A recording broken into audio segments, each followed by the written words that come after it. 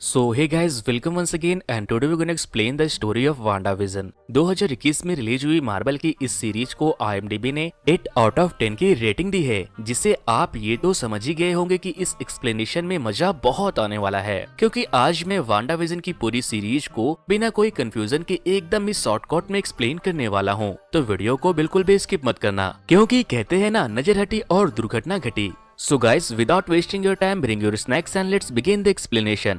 तो ये series start होती है एवेंजर एंड गेम के बाद से। तो ठीक उसके 3 हफ्ते बाद वांडा मैक्सी ऑफ सोड के हेडक्वार्टर में जाती है। सोड एक तरह की ऑर्गेनाइजेशन है जो कि दुनिया की तरफ आने वाले खतरे के ऊपर नजर रखता है। विजन, जो कि एवेंजर के इन्फिनिटी वार मूवी में मारा गया था, जिसे मारकर थैनोस चचा ने उससे उसके स्टोन को निकाल लिया था, उसकी बॉडी सोड में रखी हुई थी। वांडा वहाँ उसके बॉडी को लेने के लिए जाती है ताकि वो विजन के बॉडी का अंतिम संस्कार कर सके, लेकिन सोड के डायरेक्टर टेलर हेवर्ड उसे विजन के बॉडी देने से मना कर देते हैं। जिसके बाद वांडा वेस्ट व्यू नाम के एक सिटी में जाती है, क्योंकि कुछ समय पहले वांडा और विजन ने मिलकर डिसाइड किया था कि वेस्ट व्यू सिटी में वो अपना घर बनाएंगे, इसीलिए उन्होंने वहां पर एक प्लॉट भी खरीद लिया था। लेकिन वांडा का ये सपना अधूरा रह गया था और उसके दिल के टोटे टोटे हो गए थे, क्योंकि वांडा को अपने लाइफ में बहुत सारी परेशानियों का सामना करना पड़ा था। सबसे पहले तो उनके पेरेंट्स की डेथ हो गई, फिर उसका भाई, और टिल नाउ उसका प्यार विजन भी मर चुका था। एक तो वो पहले से ही काफी दुखी थी, और ऊपर से जब वो विजन के बॉडी को लेने गई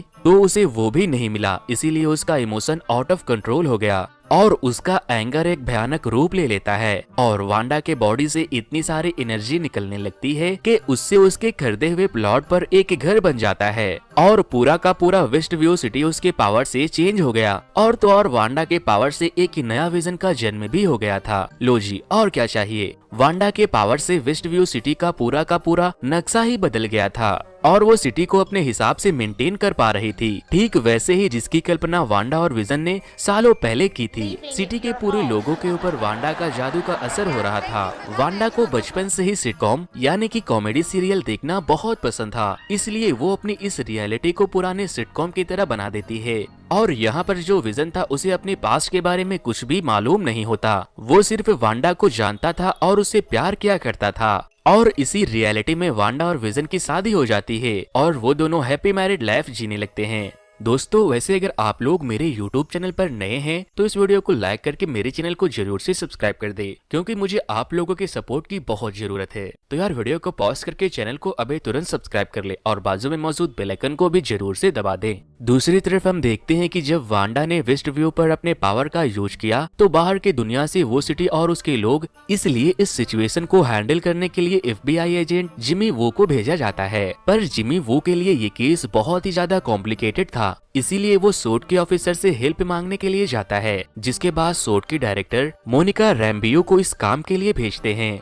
मोनिका जिमी के साथ वेस्ट व्यू की तरफ जाती है। वहाँ वो दोनों देखते हैं कि सिटी के बाहर एक अजीब सी एनर्जी फील्ड है। जब मोनिका उस एनर्जी फील्ड के पास जाती है तो वो उस एनर्जी के अंदर चली जाती है। जिसके बाद जिमी वो सोड के डायरेक्टर को ये सारी बात बताता है और फिर सोड के लोग वेस्ट व्यू सिटी को चारों तरफ से घेर लेते हैं और इस बारे में इन्वेस्टिगेशन करने के लिए कई साइंटिस्ट को बुलाया जाता है, जिनमें से एक थी डार्सी लेविस, जिसे हम थॉर पार्ट 1 और पार्ट 2 दोनों में देख चुके हैं। डार्सी इस सीरीज में एस्ट्रोफिजिसिस्ट का रोल कर रही है। डार्सी इस एनर्जी के बारे में इन्वेस्टिगेट करती है तो उसे एक सिग्नल का पता चलता है जो कि वेस्ट व्यू सिटी से आ रही थी। डार्सी उस सिग्नल का पता करती है तो उसे पता चलता है कि वो एक ब्रॉड का सिग्नल है, जिससे वांडा विजन नाम का एक सीरियल टेलीकास्ट हो रहा है। उस शो में जब मोनिका दिखाई दे रही थी तो सोड के लोग समझ जाते हैं कि वो एक लाइव टेलीकास्ट है और उस एनर्जी फील्ड के अंदर के सारे लोग उसके कैरेक्टर बन गए हैं। दूसरी तरफ हम देखते हैं कि सोड, FBI और सभी साइंटिस्ट मिलकर ये समझने की कोशिश कर रहे हैं कि आखिर वेस्ट व्यू सिटी में क्या हो रहा है। नेक्स्ट सीन में हम देखते हैं कि वांडा की वो रियलिटी पुराने सिटकॉम से नए सिटकॉम में बदलते जा रही है और वहाँ सब कुछ ब्लैक एंड व्हाइट से कलरफुल बन गया था। फिर हम देखते हैं कि एक दिन मोनिका वांडा से मिलती है और गलती से वो कुछ ऐसा बोल देती है जिससे वांडा समझ जाती है कि मोनिका सोड की एक एजेंट है और वो उसके लिए खतरा साबित हो सकती है। जिसके बाद मोनिका सोड पहुंचकर सभी को ये बात बताती है कि ये सब के पीछे वांडा का हाथ है। इसीलिए सोड के डायरेक्टर हेवर्ड वांडा को आतंकवादी बोलकर उसे मारने का ऑर्डर दे देते हैं। पर मोनिका इस बात पर एग्री नहीं होती, क्योंकि वांडा ने अभी तक किसी को नुकसान नहीं पहुंचाया था, जिसके बाद डायरेक्टर हेवर्ड सबसे एक झूठ बोलता है और वो कहता है कि वांडा ने विजन के बॉडी को चुराकर उसे जिंदा किया है, जो कि कानून के खिलाफ है, इसीलिए वो वांडा को मारने के पीछे पड़ गया था। पर मोनिका, डार्सी और जिमी डायरेक्टर के बातों को मानने से इनकार कर देते हैं, इसीलिए वो तीनों को वहाँ से निकाल दिया जाता है, जिसकी वजह से उन लोगों को डायरेक्टर पर शक होने लगता है कि वो जरूर कोई न कोई गलत काम करने वाला है, जिसके बाद से वो लोग डायरेक्टर के ऊपर नजर रखने लगते हैं। और दूसरी तरफ वेस्ट व्यू के अंदर वांडा 2 बच्चों की माँ बन चुकी थी। हाँ क्यूट ना। और तो और उनके बच्चों में भी मैजिकल्स पावर थे, इसीलिए वो काफी जल्दी जल्दी बड़े हो जाते हैं। अब वांडा की जिंदगी काफी परफेक्ट बन चुकी थी, लेकिन विजन चाचा अब भी खुश नहीं थे, क्योंकि उसको ये सब कुछ बहुत ही अजीब लग रहा था, क्योंकि वहाँ कभी भी कुछ भी हो रहा था। और तो और विजन को अपने वजूद पर शक होने लगा था, पर वांडा उसका ध्यान भटका रही थी। नेक्स्ट सीन में हम देखते हैं कि विजन सच का पता लगाने के लिए वेस्ट व्यू सिटी के बॉर्डर पर चला जाता है और वो एनर्जी फील्ड से बाहर निकलने की कोशिश करता है, लेकिन वो जैसे ही बाहर निकलने लगता है तो उसकी बॉडी टूटकर बिखरने लगती है और वो एकदम मौत के करीब पहुंच जाता है, क्योंकि ये विजन वांडा की बनाई हुई रियलिटी में ही जिंदा रह सकता था। फिर जैसे ही वांडा को ये पता चलता है कि विजन वेस्ट व्यू के बाहर चला गया है, तो वो अपने पावर से एनर्जी के बाउंड्रीज को बढ़ा देती है, जिससे विजन के साथ साथ सोर्ड के कुछ मेंबर भी वेस्ट व्यू में आ जाते हैं और वो वांडा सिटकॉम के मेंबर बन जाते हैं, जिसमें डार्सी भी वेस्ट व्यू के अंदर आ गई थी। विजन डार्सी को देखकर समझ जाता है कि डार्सी उसकी मदद कर सकती है, इसीलिए विजन डार्सी को वांडा के पावर से अलग कर देता है और वो डार्सी से कई सवाल करता है, जिसमें डार्सी विजन को उसके रियल लाइफ के बारे में सब कुछ सच सच बता देती है कि वो कैसे बना, उसने क्या क्या किया और वो कैसे मरा था। नेक्स्ट सीन में हम जिमी, वो और मोनिका को देखते हैं। मोनिका जिमी से कहती है मुझे दोबारा वेस्ट व्यू में जाना होगा ताकि मैं वांडा को समझ सकूं, और उसे डायरेक्टर हेवर्ड के इरादों से अलर्ट भी करना होगा। मोनिका जब इससे पहले एनर्जी फील्ड के अंदर गई थी और वो उससे जब बाहर आई थी तो उसके बॉडी में कुछ चेंजेस आ गए थे, और जब वो दोबारा उसमें जाती है तो उसके पास भी सुपर पावर आ जाती है। फिर मोनिका वांडा से मिलने पहुंच जाती है। मोनिका को देखकर वांडा बहुत गुस्सा करती है, लेकिन मोनिका वांडा को समझाने की कोशिश कर रही थी। तभी वहां वांडा की वेस्ट व्यू की पड़ोसी एग्निस उसे मोनिका से दूर लेकर चली जाती है। हमें यहाँ पर ये पता चलता है कि एग्निस एक विच यानी कि चुड़ैल थी। उसका रियल नेम एगाथा हार्नेस था और इस सीरीज की वो एक मेन कैरेक्टर और दूसरी विलन भी थी। वांडा विजन में एगाथा हार्कनेस एक पावरफुल सेलम विच की बेटी होती है, बट एगाथा के इरादे अच्छे नहीं होते, क्योंकि ये एक डार्क मैजिक डार्क विच क्राफ्ट की प्रैक्टिस कर रही थी, जिसे करना बिल्कुल भी अलाउड नहीं था। और इसी वजह से उसकी मॉम और अदर विचेस ने उसे उठाकर एक पिलर के पास ले जाकर उसे बांध दिया था, और एज ए पनिशमेंट सभी विचेस उसको मारने लगते हैं। बट यहाँ पर ये वार उल्टा पड़ जाता है। एगाथा काफी पावरफुल विच होती है, जो कि वहाँ मौजूद सभी विचेस के पावर को अपने अंदर एब्जॉर्ब कर लेती है और वो सभी को मार देती है। फिर एट द एंड जब उसकी मॉम उसके ऊपर अटैक करती है तो हमें ये पता चलता है कि वो अपने मॉम से भी काफी ज्यादा पावरफुल है। वो अपने मॉम के शक्ति को भी अपने अंदर ऑब्जॉर्ब करके उसे मार देती है, और वो तब से लेकर आज तक हर पावरफुल मैजिशियन के पावर को अपने अंदर ऑब्जॉर्ब कर चुकी थी।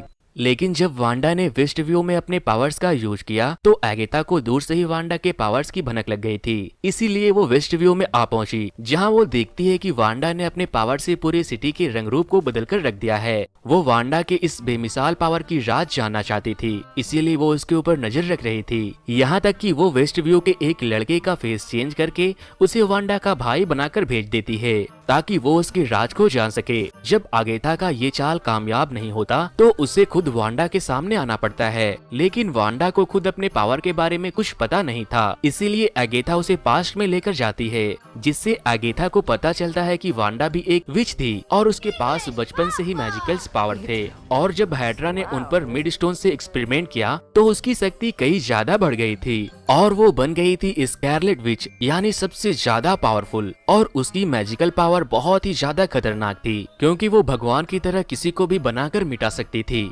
लेकिन एगाथा वांडा के पावर को हासिल करने के लिए कुछ भी कर सकती थी। नेक्स्ट सीन में हमें सोर्ड के डायरेक्टर हेवर्ड का प्लान पता चलता है। दरअसल हेवर्ड विजन को दोबारा से जिंदा करके उसे एक हथियार बनाना चाह रहा था। उसने विजन को ठीक करने की हर कोशिश कर ली थी, लेकिन बिना माइंड स्टोन के विजन का वापस से जिंदा हो पाना पॉसिबल ही नहीं था। बट बाद में जब वांडा ने वेस्ट व्यू का खेल शुरू किया तो हेवर्ड को एक चांस मिल गया दरअसल हेवर्ड ने जब वांडा को मारने के लिए वेस्ट व्यू में एक ड्रोन को भेजा तो वांडा ने उसके ऊपर अपने पावर से अटैक करके उसे बाहर फेंक दिया, जिससे हेवर्ड का काम बन गया क्योंकि उस ड्रोन पर वांडा की एनर्जी मौजूद थी। जब विजन की बॉडी को असेंबल करके वांडा के एनर्जी से चेंज किया गया तो वो वापस से जिंदा हो गया, लेकिन वो पहले की तरह नहीं था। अब उसमें इंसानों वाली कोई बात नहीं थी, वो एक रोबोट था। हेवर्ड विजन की पुरानी मेमोरी को डिलीट करके वांडा और वेस्ट व्यू के विजन को मारने के लिए नया प्रोग्राम इंस्टॉल कर देता है। नेक्स्ट सीन में हम देखते हैं कि ये नया वाइट विजन वेस्ट व्यू में चला जाता है।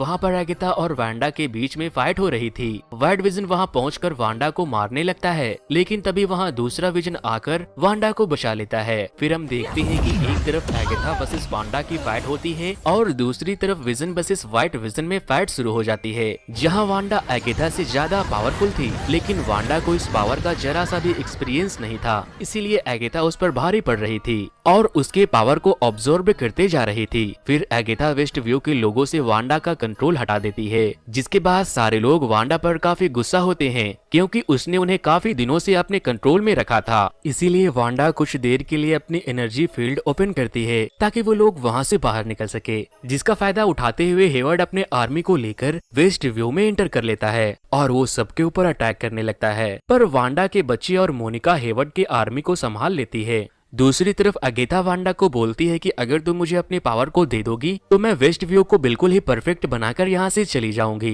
ताकि वांडा और उसकी फैमिली खुशी खुशी वहाँ रह सके। लेकिन वांडा को मालूम था कि अगेथा झूठ बोल रही है, इसलिए वो अपने पावर्स को देने का नाटक करती है और उसे अपने जाल में फंसा लेती है, जिससे अगेथा अपने पावर का यूज नहीं कर पा रही थी और वांडा ही अगेथा के सारे पावर को अपने अंदर ऑब्जॉर्ब कर लेती है और अब वो बहुत ही ज्यादा शक्तिशाली हो गई थी। लेकिन वांडा अगेथा को मारती नहीं, बल्कि उसे एग्निस का रूप देकर वेस्ट व्यू में कैद कर देती है, ताकि कभी भी अगेथा की जरूरत पड़ने पर वो उसकी हेल्प ले सके। और दूसरी तरफ विजन वाइट विजन को ये ट्रस्ट कराता है कि वो खुद रियल विजन है, अगर वो अपने प्रोग्रामिंग को फॉलो करेगा तो उसे खुद को ही मारना पड़ेगा। फिर विजन वाइट विजन की मेमोरी को रिस्टोर कर देता है, जिसके बाद वाइट विजन वहाँ से चला जाता है। फिर वांडा विजन से कहती है कि वो अपनी खुशी के लिए पूरी सिटी की बलि नहीं दे सकती और फिर वो पूरे वेस्ट व्यू सिटी से अपने मैजिकल पावर को हटा देती है।